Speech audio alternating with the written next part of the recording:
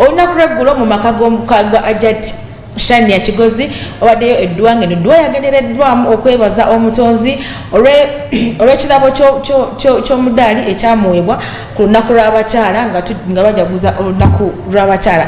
Omudaali guno gwamuweebwa olw'emirimu emirungi oba emisufu gyakoledde eggwanga lino. Mulimu okuyamba bamulekwa, mulimu okuzimba emizikiti, mulimu okuyamba ku bakyala n'ebintu ebifaanaganako ebityo. Nga mu nkola ennyangu gino wangiise emirimu egy'obuntu. Mukyala ono yeebaziddwa era eyabadde omugenyi omukulu ku mukolo guno yabadde State Minister atwala ebya Housing, Land and Urban Development omukyala Pacis Namuganza. Kyamanyi producer yategese bulungi ena kubanga story yagikuwa ate ebirala bingi bikyagenda mu maaso wano ku Nsunayo teva ku GTV.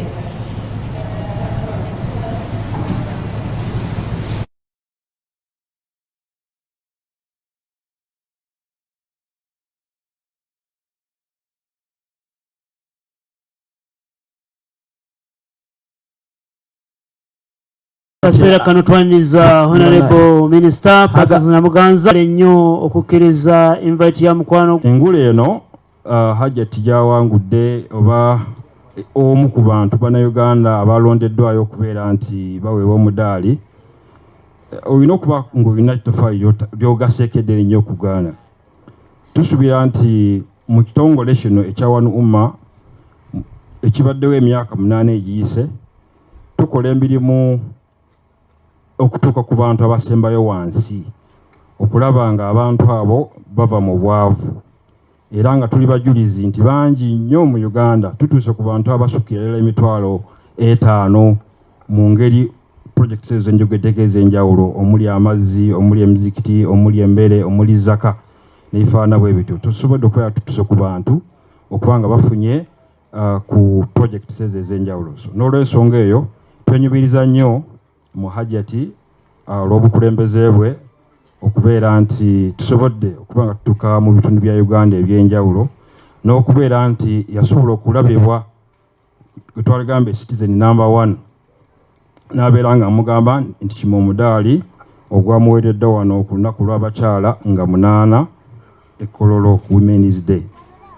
Nebaza Hajjati Shania le Sheikh Abdul Wahab bwe bawulidde omulango guno twali tusaplayinga amakomera ne bwe ngamenya temufaayo twali apa remand Maxon Bay abasajja Maxon Bay abakyala kitali awaliyo 2 na wano ku nnyanja bayitawo batya Kigo nawo waliwo 2 wetubadde tukoma ne Hajjati Shania yaze n'asukuma Hajjati Shania twagenze mpaka Bugiri dero supply yatuse paka Bugiri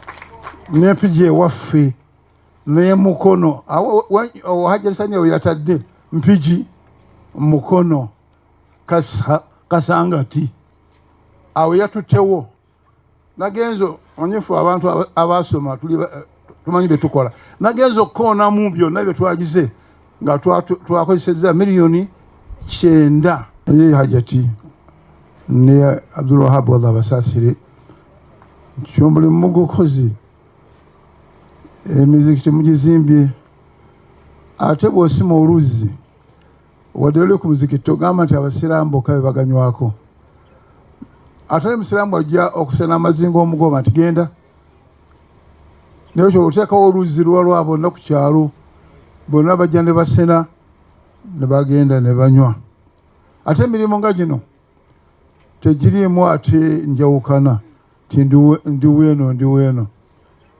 nze naawe nyimirira. Hajjati Shania abatannaba kumusemberera tebamanyi kye basubwa.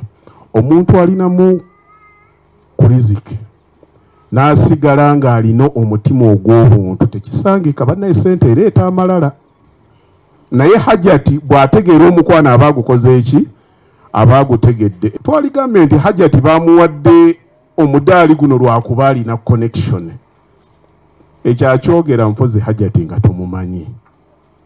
The mother of orphans, maama wabamulekwa, byakoze obadde okyakinnyonnyolaawo n'ogamba nti Haji Bakaluba bw'oba olina emirimu gy'okola nga gy'Abasiraamu giteekeyo abantu bagikole ki bagirabe kubanga gisikiriza n'abalala okukola ki kasita obanga enniya gy'ogiteekeddeyo kulaga balala nti nno twalikoze bwe tuti Hajjati Saniya ekyakikoze.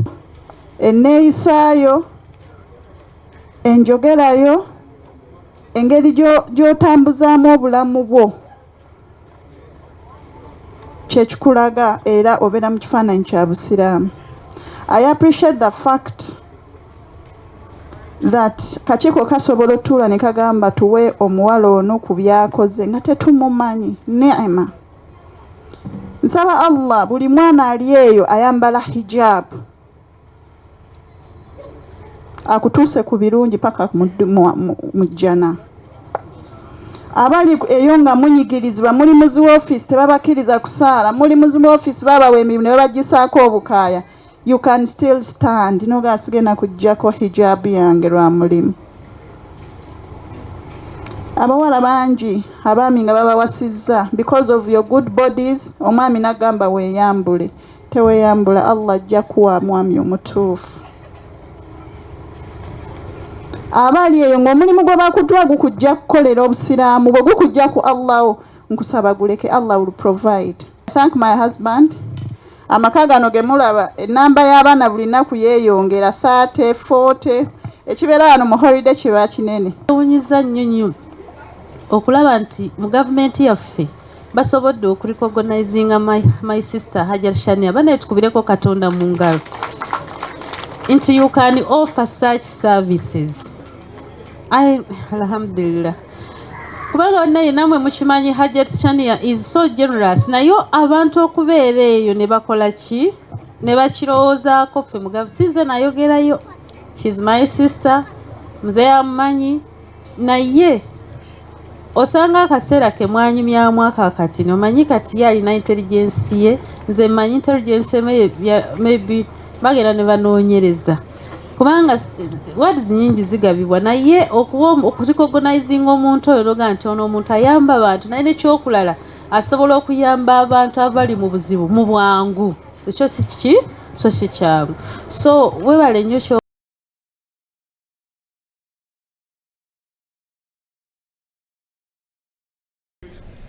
Ms. Kundakwe Rebecca from Bushenyi District, Ms. Narman Sania from Akiso District, Assistant Commissioner Kasoro Yahaya